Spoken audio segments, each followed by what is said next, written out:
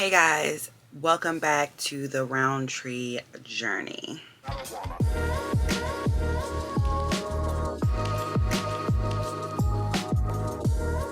Alright, so in this video, we are just going to go ahead and talk about our labor and delivery.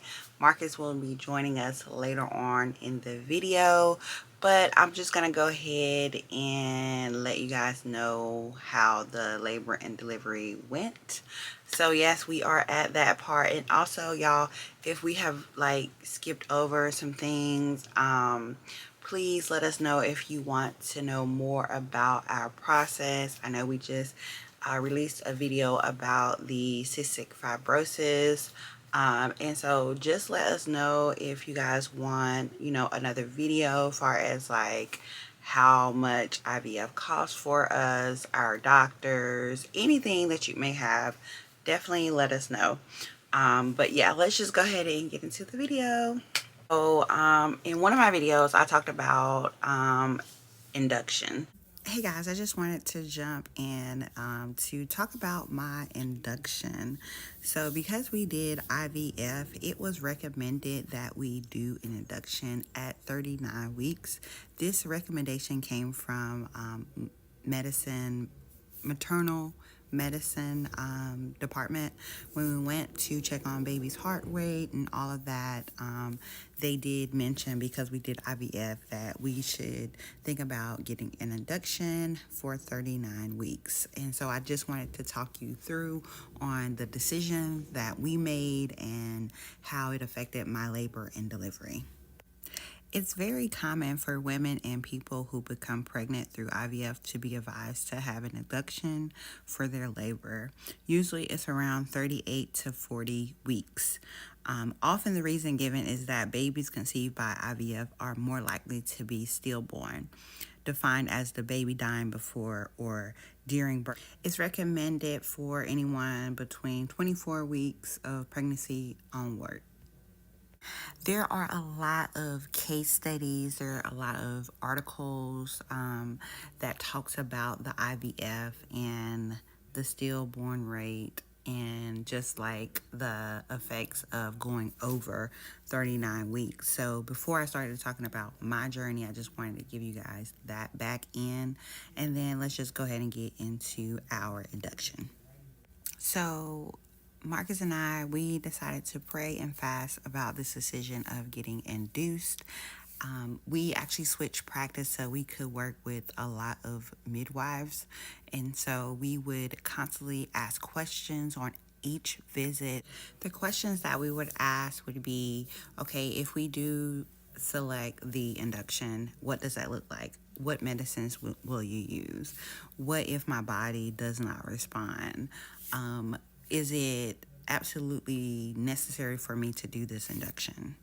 I loved our practice because they did not force anything on us. They just brought it to the table. They just recommended that we do the induction, but they never forced us like, okay, you have to do this induction, because you always have a choice. It is your body. Don't, if you have a feeling about something, advocate for yourself.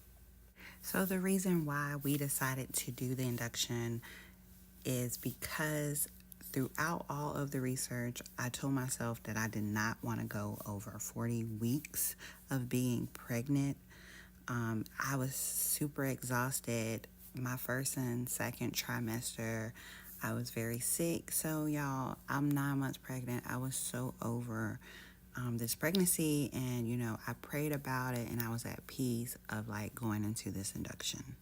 And one of the reasons why I talked about induction, because it was just said to me that at the very beginning of my pregnancy, they consider IVF pregnancy a high risk. And I switched my practice because I wanted to work with midwives and the actual hospital. The practice that I was at, they were the midwives. I think the midwives only worked like during the morning. So they really didn't have a say-so of that. And so my doctor didn't know if she was going to deliver the baby. She didn't know the schedule just yet. So I was just like, I just want to play it safe. I want a healthy delivery. I want to try to do this natural. So in my mind, I was just like, I think this was the better route for me, with having midwives around the clock and who would advocate for me, because I knew that I wanted to have a natural birth. Now, the reason for me wanting to have a natural birth, and I think that is so important for you to know your why when going into a labor and delivery situation. I feel like that's going to weigh your decision in all of what you do.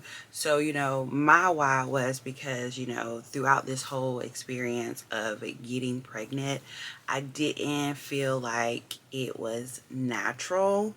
Like I was feeding my body with injections, hormones, things that were like regulating things inside me. And so I just kind of wanted to experience something natural about this pregnancy. Like on paper, it's like you're pregnant and nobody knows how you got pregnant, other than the doctors or whatever.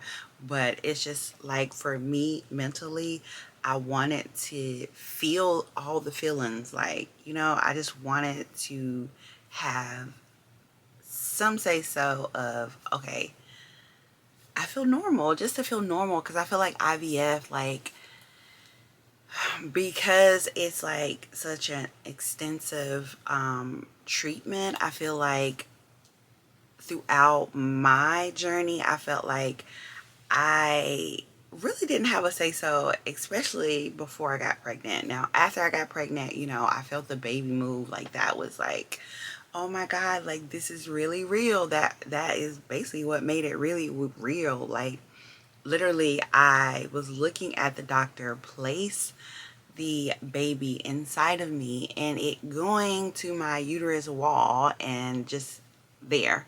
Like, I literally seen that with my own eyes. Like, I literally seen that happen. Like, if I was like a normal, like, not a normal person, not to say I'm not normal, but in another situation, I feel like, you would have sex and you would like find out that you were pregnant. You know what I mean? My situation didn't go like that. So mentally, I felt like I wanted to have some sense of, okay, this is normal. I want my body to feel all the feelings. Like, let it just do what it's meant to do. Like, that's where I was at. I hope that makes sense for you guys. But that is where I was at. That was my why, why I wanted to have a natural birth. And so, I told my midwives, all of them, what, I wanted. I had my birthing plan. My doula helped me with a birthing plan to make sure, like, all of what I wanted and desired was fulfilled during that time if I couldn't advocate for myself, or my husband was there. So he was all on board. I initially wanted to have a home birth, a water birth, but we could not get on board with that, and so we just decided to do the midwife, and then have doctors available if we needed a doctor. So we decided to do that route. And then yeah, so going back to the induction talk here. So I think when I was about like maybe 25 weeks, my midwife, she would, let us know, like, hey, this is what blah blah blah research has found. My maternal fetal doctor, all of them recommended that I get induced no later than 37 weeks. And so, she was just putting a bug in my ear and was like, this is your decision. I just want to make sure that you are aware of, some things far as like with IVF, like stillborn rates, and just a whole lot of statistics from 1984. I don't know that year, but just a whole lot of statistics, a whole lot of stats that she would run by me. And so, yeah, I kind of was, she just, put it in my ear. And, I would talk with Marcus about it, and we would kind of talk. Each visit, we would kind of, bring up, like, what would induction look like for me? What if I was not dilated? Like, how would that look for me? And it was just like, basically just like making sure that I had all of the information that I needed to make a decision for me and my baby. And so each visit we would come in and we would kind of like talk about it a little bit. Not too much in depth, because I get overwhelmed really quickly, and with being pregnant, extra emotions, and just, if you looked at one of my videos, I talked about how I had pregnancy anxiety and just a whole lot of things. So I really didn't dwell on, that concept until it got really close. And so I want to say that if you are the only person that is in your body, so if you went your whole pregnancy with no issues, trust your instincts. If you don't want to do an induction, don't do it. Don't be pressured into doing anything that you do not want to do with your body. I want to let you guys know, I don't care if you did IVF. I don't care. I don't care. I don't care. You are in your body. You know when something is wrong. Like, trust your instincts on this. And I feel like it's so heavy that everyone puts this, you did IVF, you're almost at the finish line. Let's go ahead and get you to the finish line. Trust the process, okay? With me, I am a spiritual person, so I had to place all of my fears.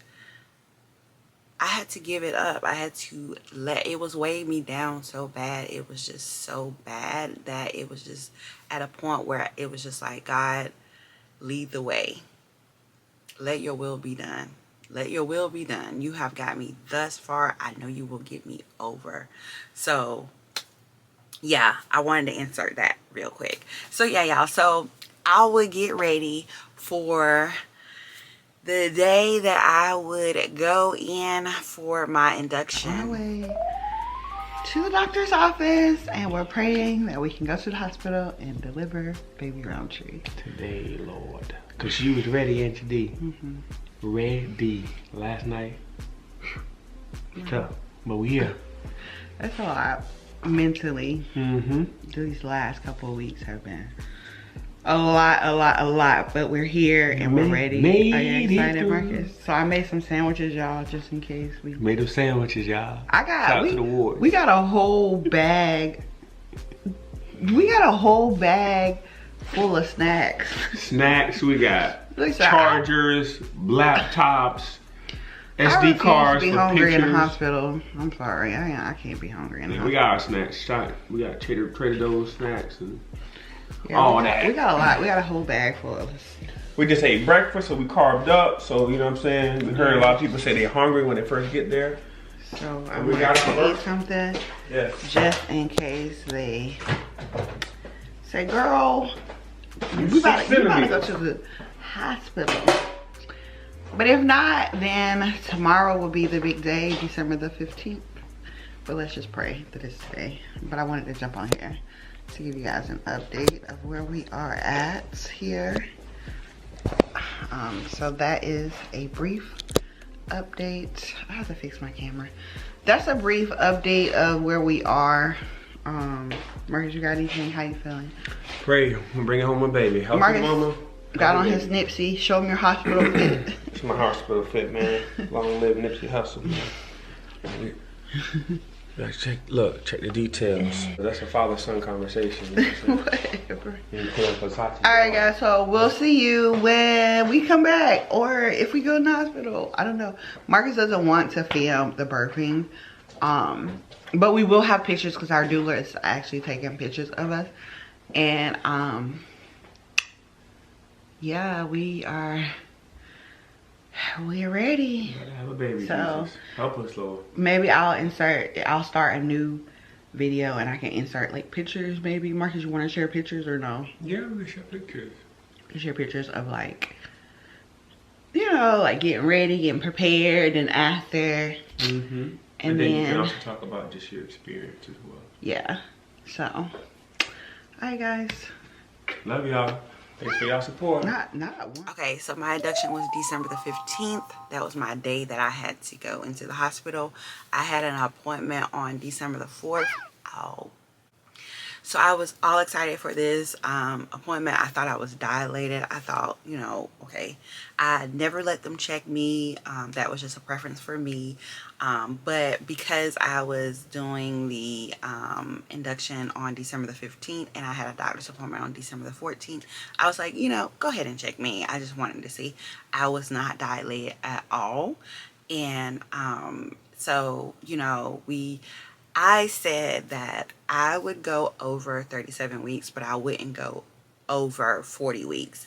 And they say that like your first child, you normally go over 40 weeks, which is pretty normal. And then y'all, my birthday was like maybe like a couple of days later, and that was a whole situation because I was in the hospital, but we'll get there. But yeah, so that happened. So I was like, you know, I was calm with that decision. I'm like, okay, I will not go over 40 weeks, but I will go over 37 weeks. So December the 15th would have been 40 weeks for me. And so I just told Marcus, you know, I'm just ready. I'm just ready to meet my baby. Like, let's do it. Like, there was a calm and peace over me. And so y'all, we was getting ready to have this induction, and this is where things got really crazy. Okay, so let me insert some clips of like our hospital stay, what we did, and then we're gonna have to have like a part 1 and then a part 2 because I try not to cry every time that I do these videos because whew. So day 1 of our induction. Anything to say to the camera, D? This is for you. Oh, this is for you. So the first day I was inducted, and they started me off with we actually have notes here from our notes.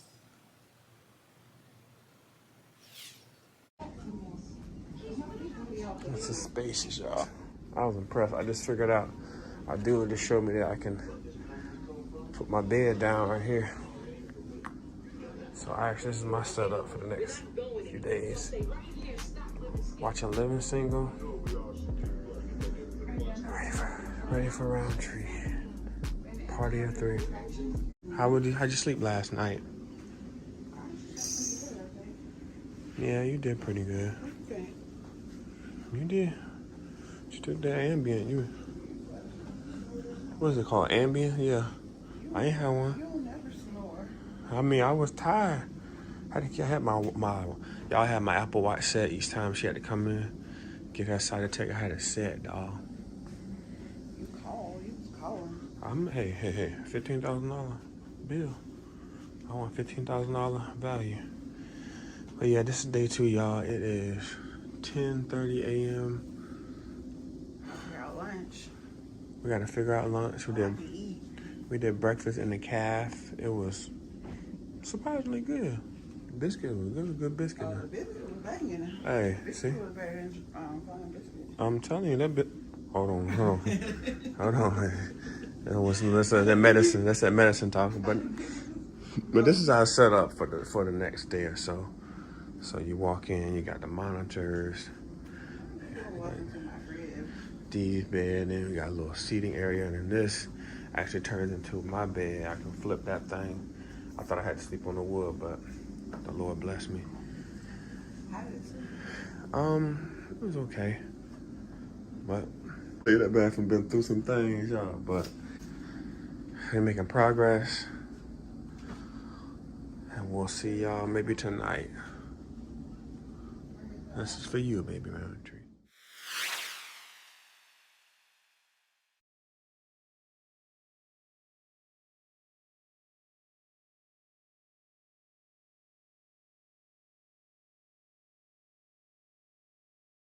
Day 3, walking the halls, walking this baby out. Check out her blanket, y'all. We just roaming the halls, trying to get our steps in for the day. Our midwife was talking about how the induction it's a mental game. She never lied. It is a mental game. All right, y'all, it's day 3. Water's broken. It's 8:30 in the morning. It's real. So she's doing some steps so that baby can come on down. Contractions are going. Nursing staff has been incredible. And guess what? It's Dee's birthday. So she's having a baby on her birthday. Yeah. We're at 20 on the Pitocin. So let's push this baby on out, Lord. Nurse Roundtree.